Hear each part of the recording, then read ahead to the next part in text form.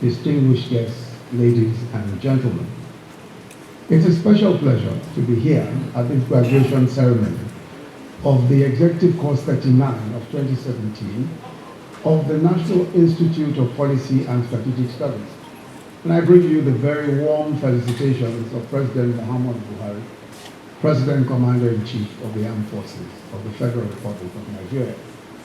I congratulate the participants of the Senior Course 39 for your excellent performance and your elevation to the privilege of member of the National Institute, NNI. Your presentation to Mr. President last week Friday, 17th November, on the theme Science, Technology and Innovation for the Development of Agriculture and Agro-Allied Industries in Nigeria was both scholarly and practical.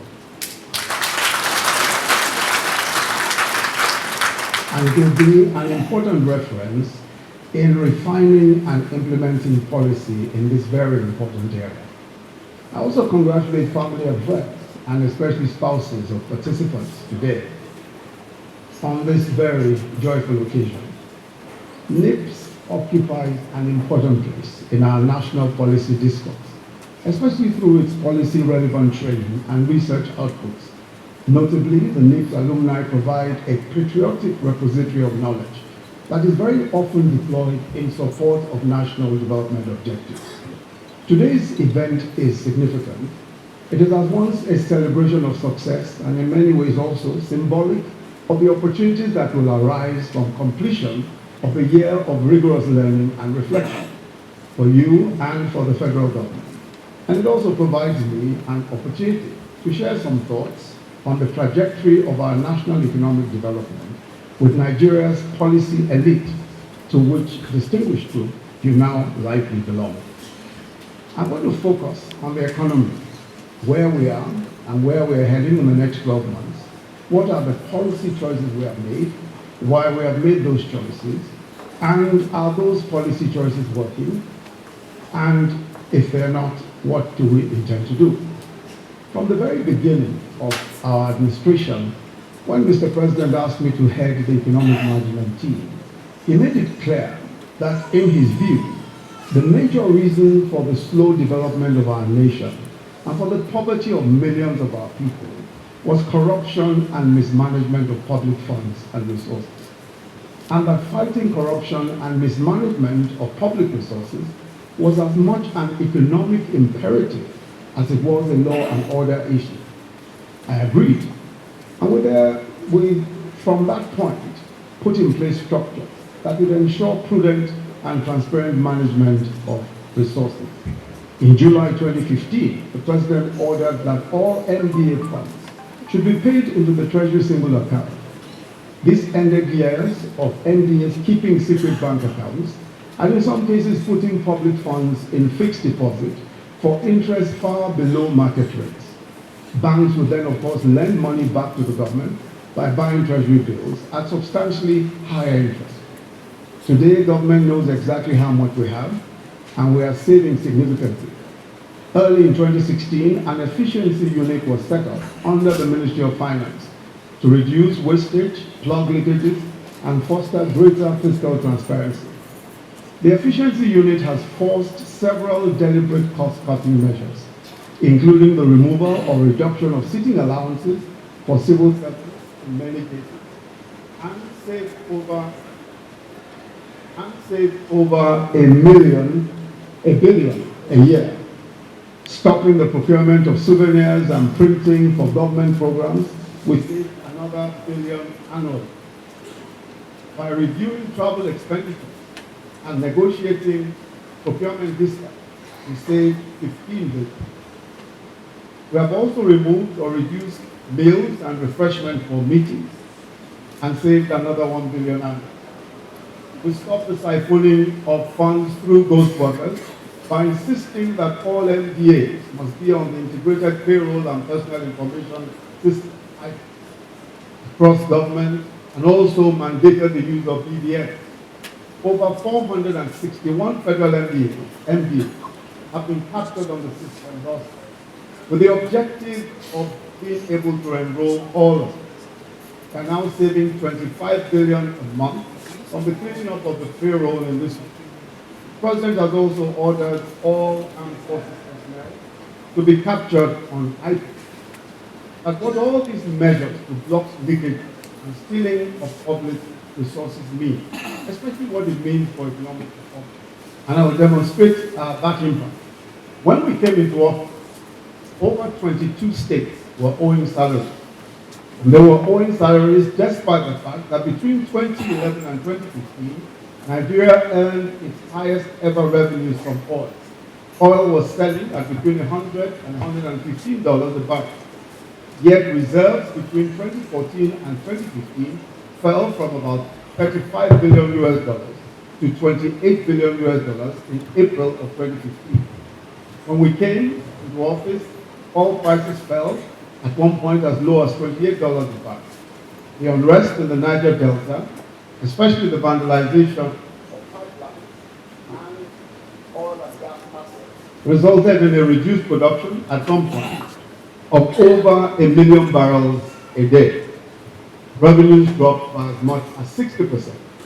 But with 60% less revenue, we started a series of bailouts for the states to enable them to pay salaries and pensions. With 60% less revenue, we were able to provide 1.3 trillion naira for capital expenditure, the largest amount ever set aside for capital in our nation's history. For the first time in 5 years, we saved $500 million and invested another $500 million in the Sovereign Wealth Fund. Today, our external reserves stand at $35 billion, the highest in the past 4 years. We've made the point that Nigeria is not poor because it has no resources. It is poor because a lot of its resources are stolen or mismanaged. Because we're not poor with far less, if we don't allow stealing. Now let us for a moment reflect on where the Nigerian economy is today. The economic focus and direction of the Buhari administration is set out in our Economic Recovery and Growth Plan, the ERGP. The plan is based on a set of principles, broad principles, and certain key actions, including eliminating corruption in government procurement and processes, prudent management of resources, social inclusion, overcoming constraints such as power, petrol, and skills shortages, the promotion of the private sector, and the use of market mechanisms where possible. We work hard to keep faith with these crucial principles. In particular, we are committed to ensuring that Nigeria does not return to the years of corruption and waste, where people at the highest levels of government simply converted to private use funds and public resources meant for infrastructure and provision of services. We must pay some attention. We must pay some attention to what we're seeing today. And some of the shameless noises of those who brought our nation to grief, many of whom still have looted funds in their possession, trying to rewrite history and hoodwink the populace again. We say never again.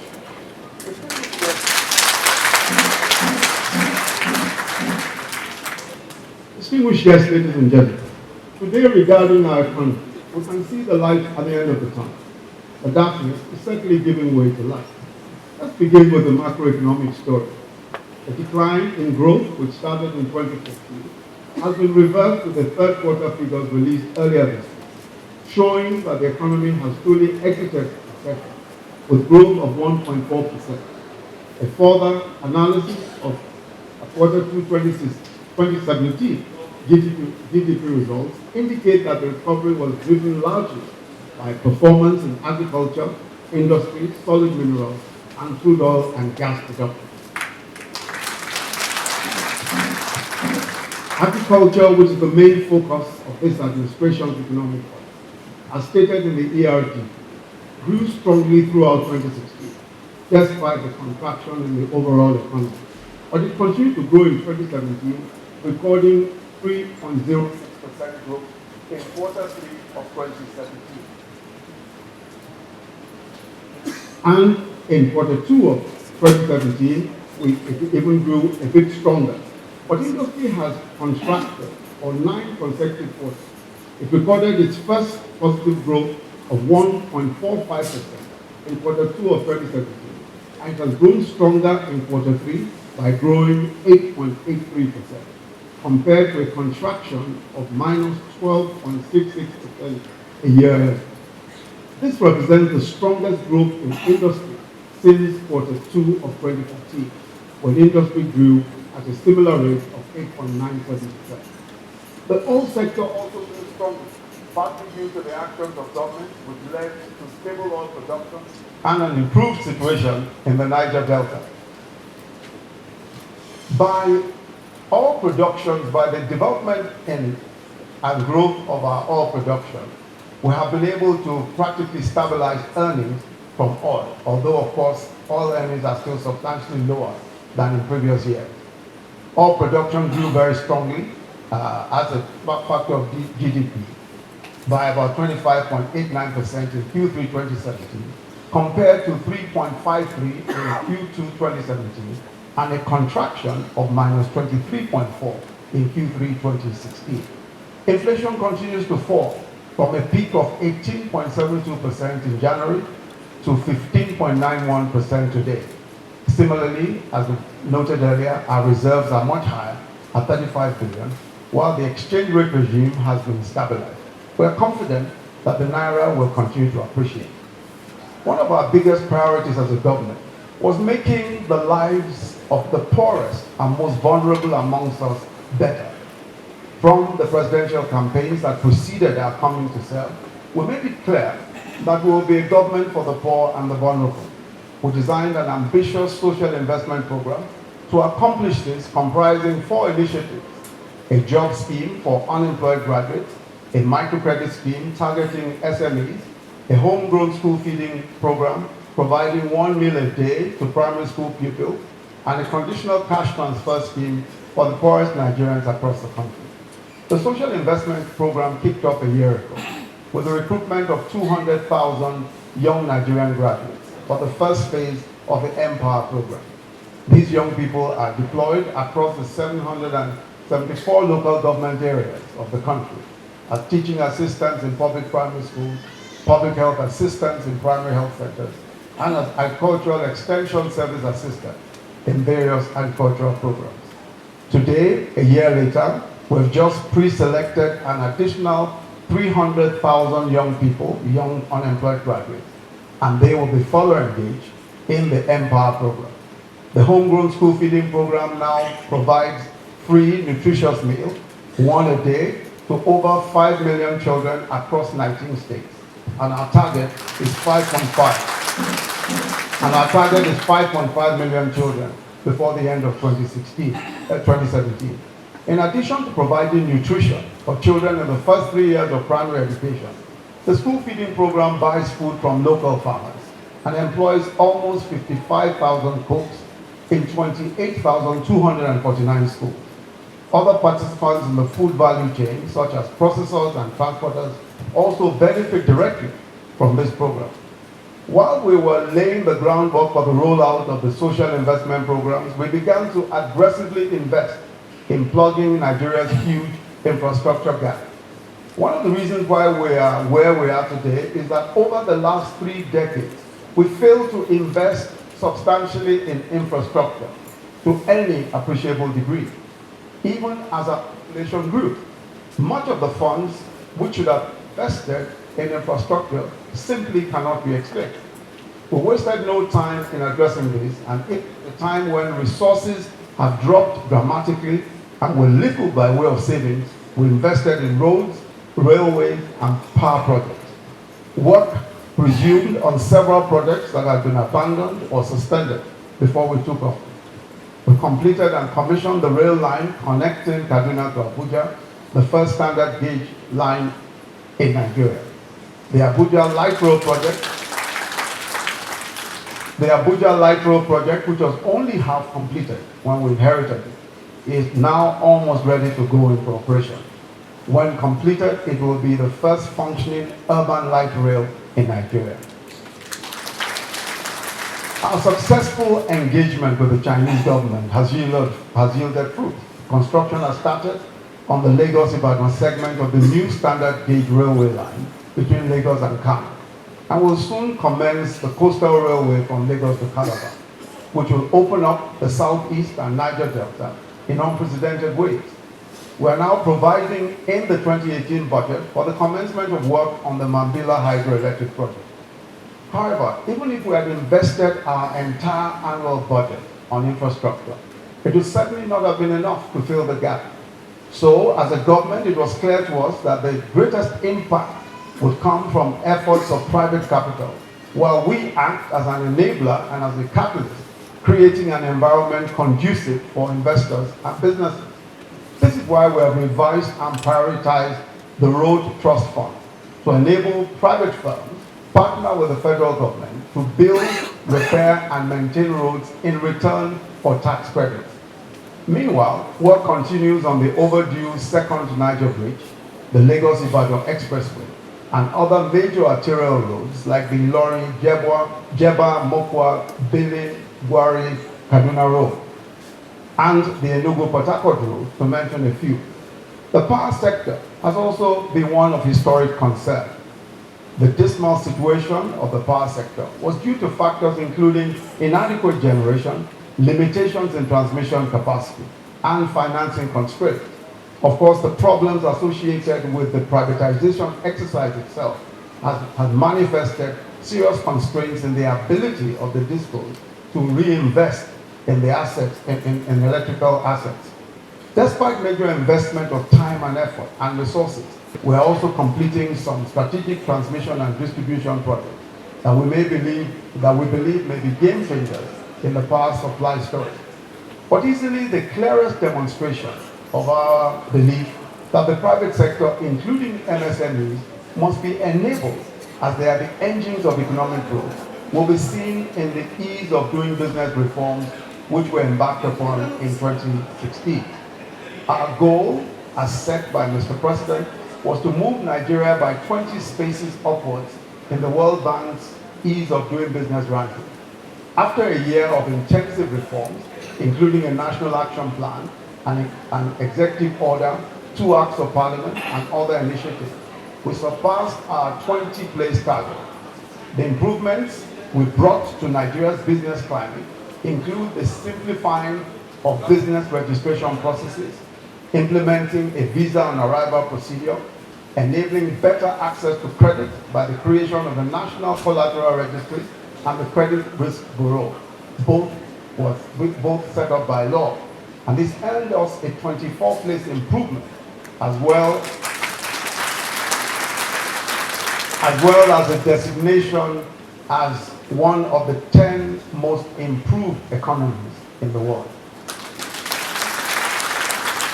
The lesson from this is that consistent and dedicated effort will produce results.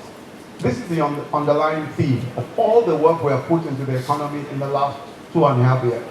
In agriculture, we were enthused by the remarkable progress we made so far. Throughout the recession, agriculture remained a solid growth area due to policy interventions by the government. The Anchor Borrowers Program has provided financing to tens of thousands of smallholder farmers, enabling them to maximize harvest, as well as connecting them to off-takers and markets. Up to 53 billion has been disbursed in support of almost 250,000 smallholder farms across 31 states, with coverage of 286,000 hectares.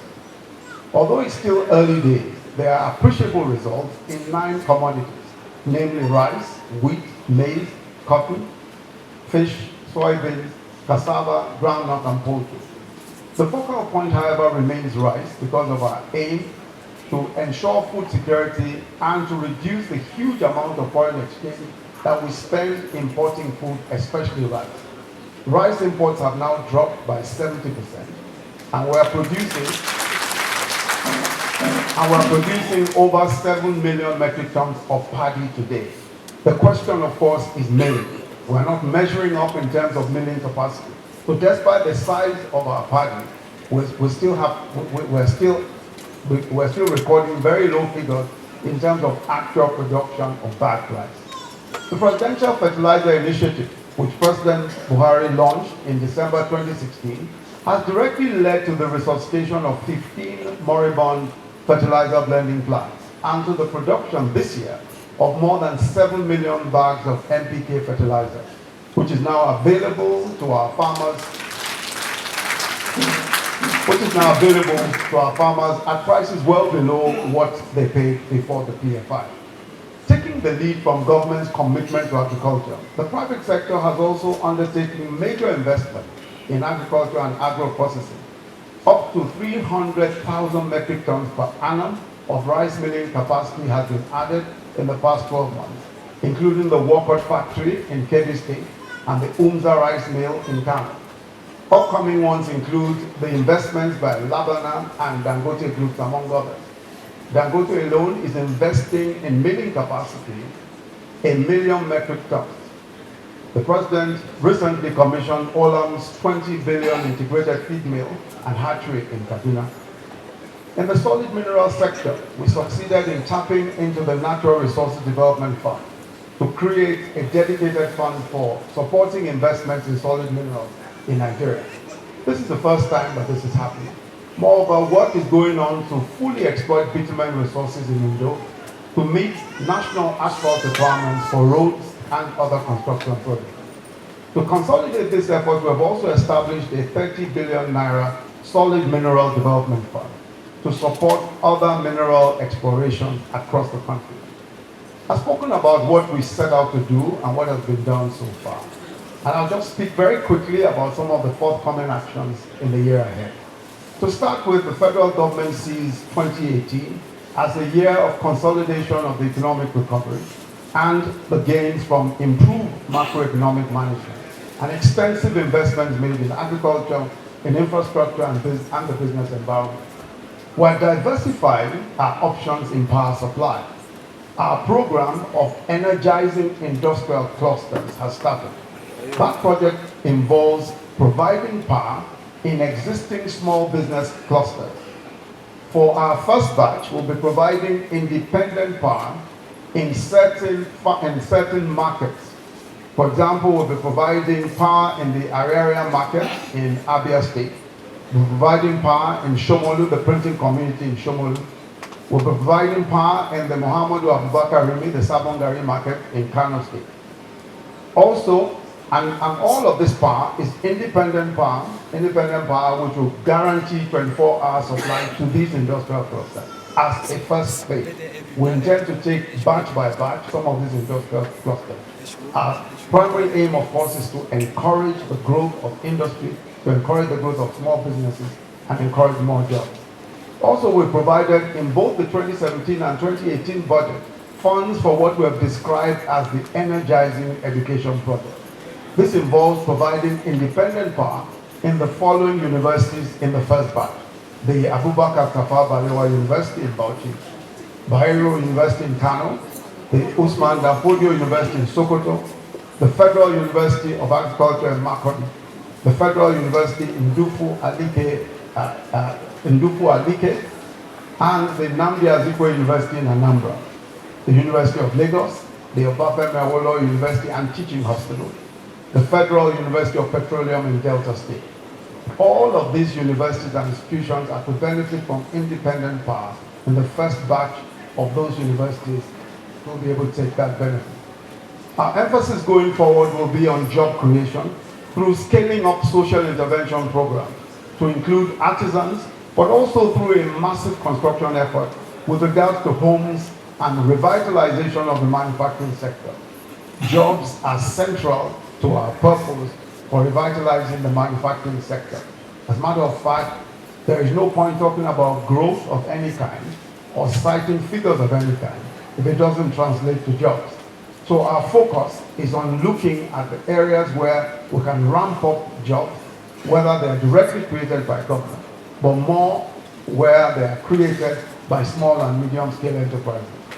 The focused attention we have given to promote agriculture will be replicated in the manufacturing sector. We recognize, of course, that electricity is critical for this sector, and this is being continually addressed. We already have policies for automobile and tomato processing sectors, and we'll continue to fine-tune other sectoral policies. In addition, we are focused on ensuring the takeoff of the special economic zones in 6 geopolitical zones, dedicated to textiles and footwear for exports, and on ensuring adequate and affordable financing to enhance the operations of manufacturing concerns. We have already provided 80 billion in the 2018 budget for these export processing zones. Jobs are also the reason why we'll be fast-tracking the implementation of the Family Homes Fund. The program, this is an important program of providing housing in the coming year.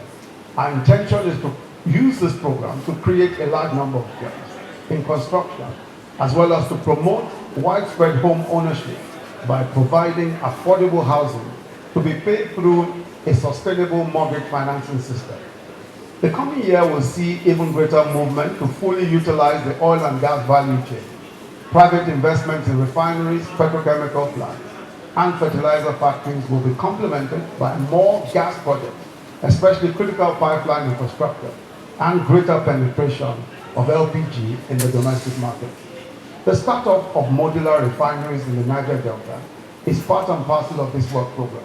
Up to 35 communities and the investor group have reached the right to invest stage, and 3 of them are already preparing to ship their facilities for installation. Our emphasis on supporting micro, small, and medium enterprises is largely because the sector is critical for job creation. We'll continue with the MSME clinics, which are being followed up with the creation of one-stop shops for federal regulatory agencies across all the states of the Federation. What we're trying to achieve is a situation where NAFDAC, SON, BOI, the Corporate Affairs Commission have one-stop shops in many of our states, so that MSMEs can go directly to them without having to travel to the various headquarters of these organizations. We opened the 4th of those one-stop shops in Kwara State earlier on this week. We will by this means reduce some of the costs and regulatory obstacles that MSMEs face in trying to do their business. The MSME program now goes hand in hand with the government enterprise and empowerment program, which provides microcredit loans to cooperative societies and artisans. Our recent experience has shown that government revenues are quite low for the size of our economy and inadequate to meet the related social demands. Our total tax collection is just 6% of gross domestic product, as compared to an African average of 17%. We are accordingly taking all necessary steps to increase government revenues through the voluntary assets and income declaration scheme, VADE. We're also going to be considering excise taxes and improved collection of taxes generally.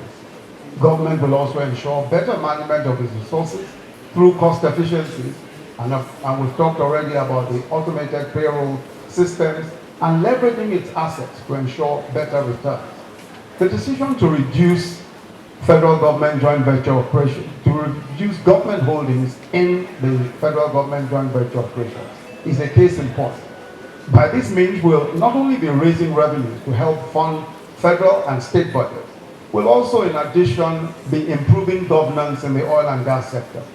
In a similar context, as the case of JAM has shown, there is substantial under-remittance to the federal government by its parastatals and agencies, and we'll be putting a stop to this by using the results of a forensic audit being undertaken, as well as greater scrutiny and oversight by the economic management team.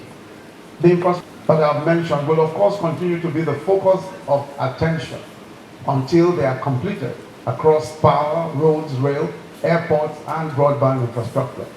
The 25 road projects in all 6 geopolitical zones to be financed by the recently issued 100 billion Sukuk bonds will be closely monitored to ensure that they are delivered in good quality by the specified date. Our efforts to improve business conditions will continue apace. We must bear in mind that the purpose of our efforts on the ease of doing business is to promote the private sector and provide the right atmosphere for firms to operate profitably in order to grow the economy and provide jobs for the unemployed and those joining the labor market. That's why we continue to bask in the improvements in our ranking and the citation of Nigeria as one of the 10 best performing economies in the world we realize that our task is far from being done, and we remain focused on the ERGP, that the objective of being in the top 100 countries in the ease of doing business by 2020. But most importantly for us, it is that until the average Nigerian is able to have food on his table and has a job and is satisfied with the life that he's living, we are far from declaring any kind of celebration. One of the principles underpinning our economic planning and all of our economic efforts, but is often overlooked, is the commitment to upholding core values.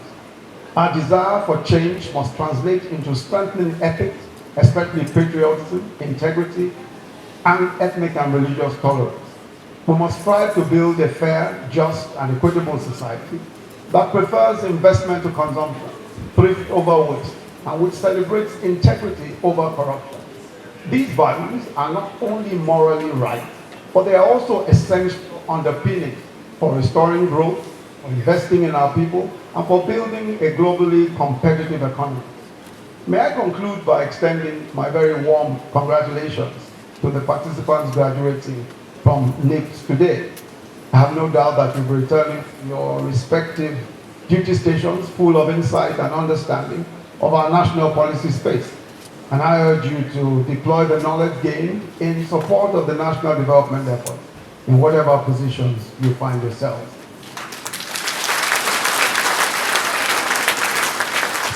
The proof that you have a role to play is evidenced by the very vibrant, committed, and forward-looking alumni association that you have joined. In similar vein, we must commend the Acting Director General and faculty of NIPSS, to whom has been given the critical task of developing the Nigerian policy infrastructure, and for their commitment to maintaining the dynamic spirit of KURU. The federal government is aware of some of the challenges that the Institute continues to face, and we are committed to resolving them. Thank you very much. Thank you very much. God bless you.